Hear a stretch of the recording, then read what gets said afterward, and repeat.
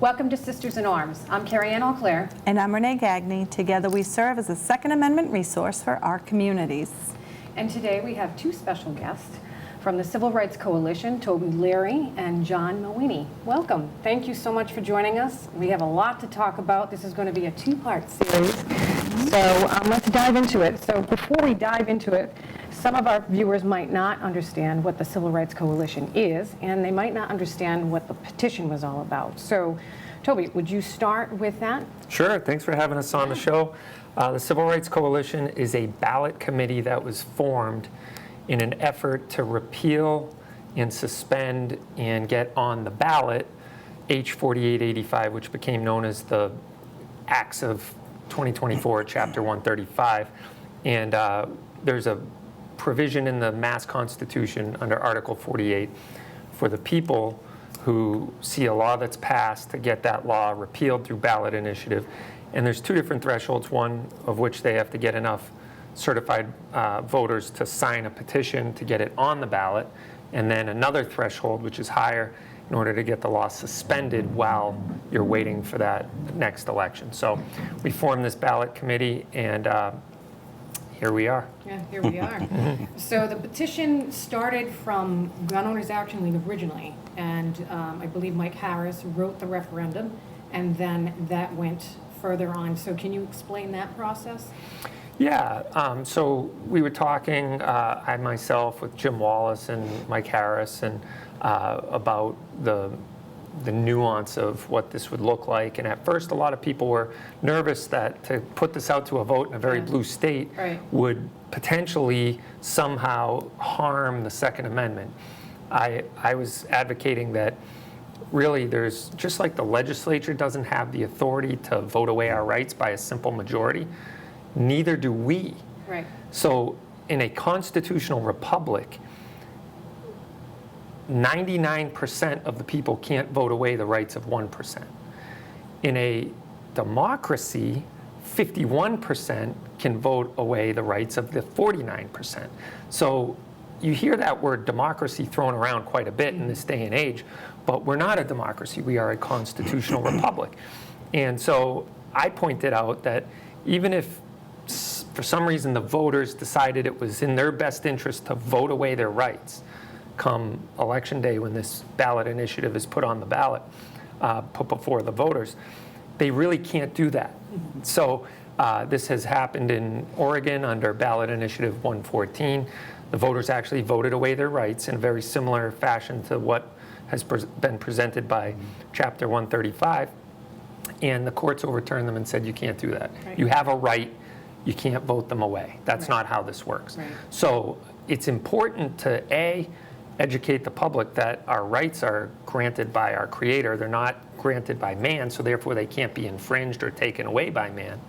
And so, and B, point out to them that, hey, this is what has been done in the legislature. And I think for the next 2 years, we're going to have that opportunity to educate and have a discussion about how most of the things, most of the rights that are enshrined in our Bill of Rights, it would be unconstitutional facially to do what has been done to the Second Amendment to any of the other enumerated rights. A court would immediately reject them and say, you can't do that. Right. But for some reason, here we are fighting for our right to keep and bear arms. So you're the chairman of the Civil Rights Coalition, and John, you're the state field coordinator. Can you explain a little bit about what your role was and is with the coalition? Absolutely. Thank you for having us on. So at the beginning, as Toby mentioned, we got together with you folks, GOAL, Mass Conservation Alliance, a lot of the county leagues around the state to form this, reach out, secure volunteers and such. She had signed the, after Governor Healy signed the petition on July 25th, we really got to work. That's when Mike Harris stepped in and GOAL and really formed the document that needed to be submitted to the Secretary of State. After that, on August 8th, the petition was finally filed. We had Toby and a few folks up at the State House that filed the petition and got that process underway. And that had to be approved by the Secretary of State, also the Attorney General's office. That was all done finally approved by the Attorney General by August 23rd. So already our time we were under kind of a time crunch at the beginning, given the structure that we had to follow in order to secure the signatures and get them turned in back to the state. August 30th was really our big official day. That was that was the big push. That was at Cape Gun Works, and we had a number of folks down there. We had finally received the petitions, the printed petitions in bulk, and that process continued. Our printing process continued for a few weeks into it, to the tune of over 100,000 blank petitions being printed. We worked really hard. We had secured upwards of 700 volunteers for the whole initiative. Wow, that's a lot. And county lead folks that's how our structure kind of was formed. We had county lead folks in all the counties around the state, and then we had a number of town captains and folks that helped the county leads out and drove the process and drove the signature drives and went to the events and worked with the Republican town committees in different towns and such. So this all took place over a number of weeks, culminating in right around October 9th. We had to have everything submitted on the local level to all the local town clerks. All the petitions had to be delivered by October 9th at 5 p.m. That was done. It was a bit of a race at the end, but that was done. Scrambling, running petitions everywhere. And then they needed to be released by the local town clerks back out to us by the 21st. And then we had until October 23rd at 5 p.m. to drop them off at the Secretary of State's office. And as you know, we had that appointment at 11 a.m. that morning and dropped off nearly 100,000 petitions, hard copy petitions, to the Secretary of State's office. I don't think people realize the amount of effort, energy, and tears that went into this petition. But at the same time, I really think that, we shouldn't be here. This is really not where we should be right now, fighting for civil rights. That shouldn't be a thing, but here we are. But I'll tell you that I have met some amazing patriots and became really close to a lot of people that I didn't know about. And I think there was a positive thing that came out of it. We're not alone, and it woke a lot of other people up that didn't even realize what was going on. So, 3 weeks? Was it total like 3.5 weeks or something?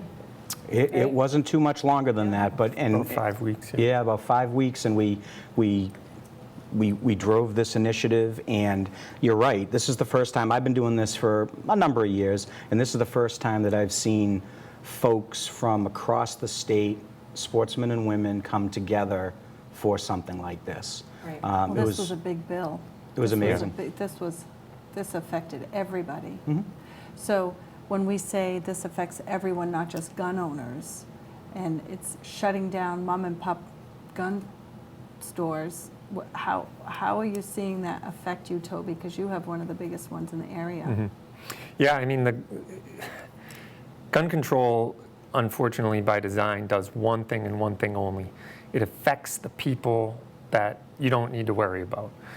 Gun shops, private citizens, manufacturers, the supply chain, everything along the way. And it doesn't solve the problem that they're trying to solve. It's a solution in constant search of a problem. And so what it really has done is it's hamstrung businesses. I know of one shop already that is near retirement age that has decided, hey, it's time. I'm not going to pivot again, because every time this type of legislation comes down the pipe, the gun shop or the individual person has to pivot and readjust their life accordingly. And so they're saying, I'm not doing this again. I can't relearn this all, at this time of my life. So they're done. They're out of the game. And I think that's unfortunate. Livelihoods, and jobs, people's lives really are at stake because the state has moved the goalposts. And I think going back to what you said, Carrie Ann, that we shouldn't be here. Like our nation's historical fundamental and foundational rights. We're coming up on the 250th anniversary of our nation. I find it incredibly ironic that we are here for the same reason that our nation kicked off with the shot heard around the world. Our governor is taking the place of Thomas Gage instead of, being the guardians of the rights of the people and long established rights that have been enshrined. It breaks my heart that we have to, it has become a partisan issue and become a political hot button topic every election cycle about people's rights that should be just settled. We should all be having a common conversation on how to actually make a change that'll move the chains down the field and help our communities be safer. And unfortunately, we're wasting time, effort, money, energy, years, cumulative man hours of effort just to preserve what's already been granted by our Creator. And we're the most vetted individuals in the Commonwealth. We're Right. creating safer communities. And, Yes. I think if we go back to the listening tour with Rep Day, I mean, really, what was the point? The emergency preamble that she pulled, which we're going to talk about that too, because I think, so let's go back a second. Can I ask Yeah. Toby, I want to go back to my question because we're going to get off topic Topic, of what we were just, I'm good at that. So what is it, because a lot of people are wondering, like, what is it about gun shops that is making it that they can't stay open? What is this law doing? Yeah, so right now there's a lot of unknowns. So one of the biggest things for me is as soon as Morris signed that emergency preamble, EOPS, the Executive Office of Public Safety and Security, issued like a one-paragraph guidance on how gun shops can continue to pay the bills. And they said, don't worry about the fact that there's not a long gun roster created now, because we recognized now that they've redefined shotguns and rifles as firearms, and that might make common sense. But the implications of that is now they're subject to an approved weapons roster. No roster exists. None of those guns have been tested and whatnot. So the government, in all its wisdom, has said, don't worry about that. Go ahead and break the law. Just don't break any other law while you sell these long guns. Yeah. Now, that doesn't exactly give us a warm fuzzy. They also redefined what an assault-style weapon is. They've introduced new evil features, if you will, and these evil features are a joke in the industry. Really, this was coined by Dianne Feinstein decades ago about what constitutes an assault weapon. It's things like a bayonet lug, a collapsible stock, an adjustable stock, a folding stock, a threaded muzzle, a flash hider. Those are the type of things, a pistol grip, a detachable magazine. Now this state in all its wisdom has added to these features a barrel shroud. A pot holder? Yeah. Yeah, A exactly. barrel shroud, a thumb hole stock. There's a second pistol grip, like a vertical foregrip on the front of the gun so that you can hold the gun. What is it they're actually saying? They're saying, we don't want you to be able to accurately or safely shoot your gun. Right. They want to make these guns featureless and make it really impossible to sell these type of weapons. And these, a barrel shroud goes back to the Kentucky long rifle. It goes back to the Brown Bess, when our nation was founded. There's nothing novel or evil about being able to hold your gun and not burn your hand while you fire it. As an operating room nurse, I would really hope that you're not burning yourself and creating less beds in the ER, because we're dealing with burns now that could have been prevented if you had some metal covering your hot barrel. And I think you had a great video that you did regarding that, and it was awesome. Yeah, it was called The Safest Gun in Massachusetts, and you'll see the oven mitt was necessary. Where can they go to see that? That's on YouTube, the Cape Gunworks YouTube channel. Yeah. So it's Okay. at Cape Gunworks. All right. And it's and again, here we are wasting human resources for something as ridiculous as that, right?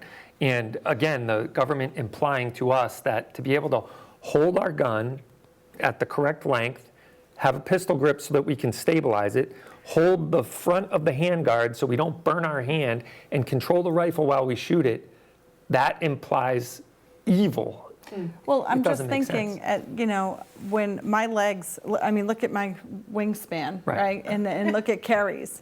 Right. So if I'm driving my car, I need to push my seat back because my legs are long. Right. if Carrie sat in my seat, she wouldn't be able to, she'd be crashing, she wouldn't be able to hit the brake. So why on earth does the government want her to shoot the gun that I'm shooting at the specs that I have because it fits my long wingspan? It makes no sense. Makes no sense. You're asking a rhetorical question. We all know the answer. But you always have good answers. You've got to have an answer for me. The answer is it's a backdoor gun ban. Yep. They have no desire whatsoever to make it more comfortable for you and I to shoot our guns safely. These are the ways that they can, A, scare the public just who gonna say that, yep. aren't paying attention or don't understand the nuance Right. to firearms. And B, they can reduce the amount of guns that can be lawfully owned by lawful, peaceful citizens Right. in the Commonwealth, all the while trying to come out as the champion of gun safety. We just explained how this is not making us safer. Gun safety legislation and making our communities safer. Right. It's nonsensical. It doesn't make any And they're sense. scaring, not just non-gun owners, they're scaring gun owners too, to the point where they're like, the heck with this, I'm done. I'm moving out. And unfortunately, I can't. So here I am fighting the fight. Well, so we have all these, the petitions, we have all these signatures. So what happened with those? When we got 100,000, passed them in, then what happened? So they were submitted, and just prior to that, at about the 71-day mark post the signature of the bill, Governor Healy decided that she was going to enact an emergency preamble. No emergency, nothing changed as far as crime or anything within the state. She just enacted this emergency preamble. She had so many days to do that, and she waited till the Well, last minute. So- Do you think it was the submission of the signatures that? 100%. Oh, absolutely. 100%. So the House of Representatives had the opportunity to do it when they passed the version of the bill. Right. The Senate had the opportunity to do it when they passed their version of the bill. The governor herself had the ability to do it when she signed the bill into law. It wasn't an emergency then. 71 days later, though, as we're knocking on the door with our petitions and signatures, all of a sudden it's an emergency. But the way that it's worded, the emergency preamble, there's also something in there that says for public convenience, right? Yeah, nice. What is, that's a very gray, what is public convenience, Right. right? Well, I think to understand that, there, A, needs to be an emergent condition. So she can do it for 4 reasons: for the peace, the health, the safety, and the convenience of the public, as John pointed out. This had nothing to do with the safety, the peace, the health, or the convenience of the public. I would say this has hamstrung the public and made it inconvenient. This was all done for political convenience by the legislature and the governor, period, full stop. There's nobody that would disagree with that, except maybe the governor, who said we needed to pass it and we needed 70 days to read it because they didn't know what was in the bill. So wait, you passed something that you didn't read? Right. And Because you it makes admitted us that? safer. Yep. And you Yes. admitted Exactly. And that? that's what she admitted. All Got it. so that she could figure out how to implement it.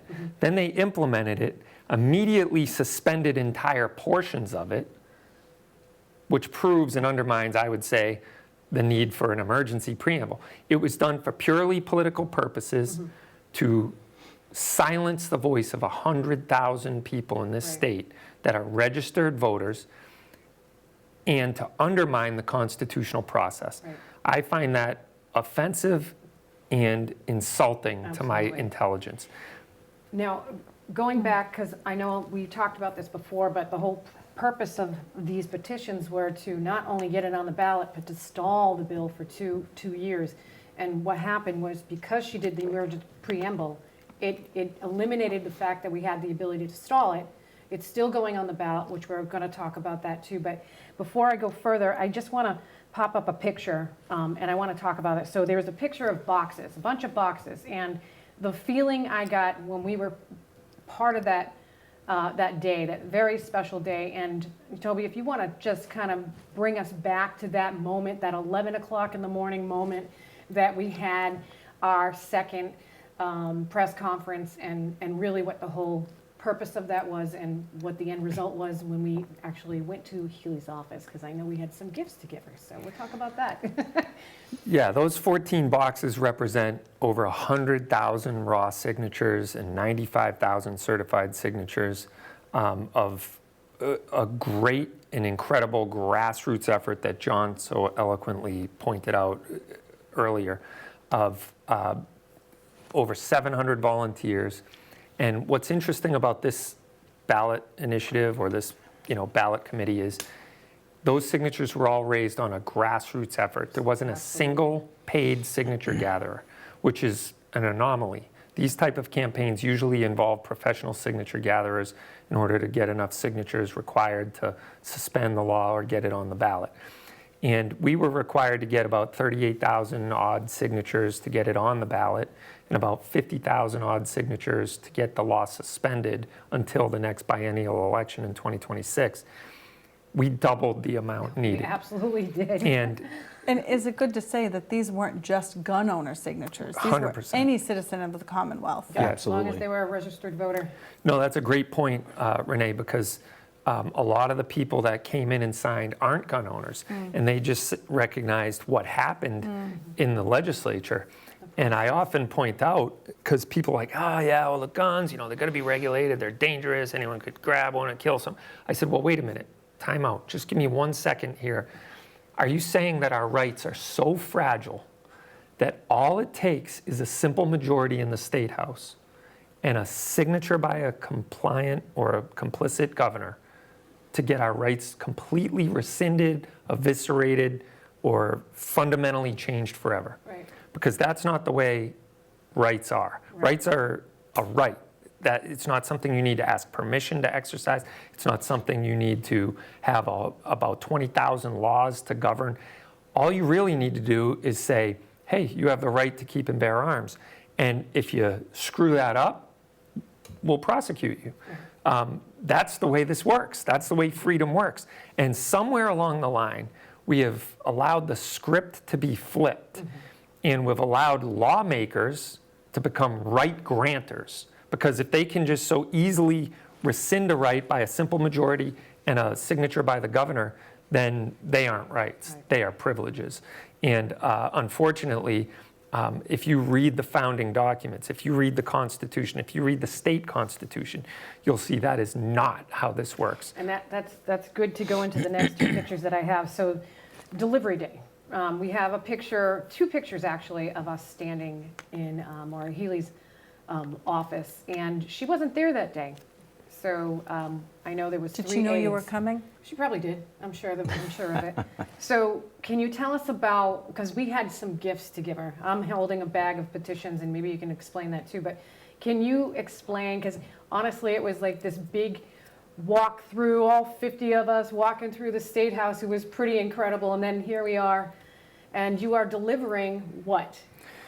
Yeah, no, that's a great, it was a great day. And honestly, it was a consummation of the entire process. When we first submitted those 10 signatures to get the ballot committee started, and we were at the Secretary of the Commonwealth's office getting this started, and then fast forward to where we were the day, I think it was the 23rd of October, when we had just submitted all those petitions to the Secretary of the Commonwealth, and now we marched across to the State House and went to the governor's office.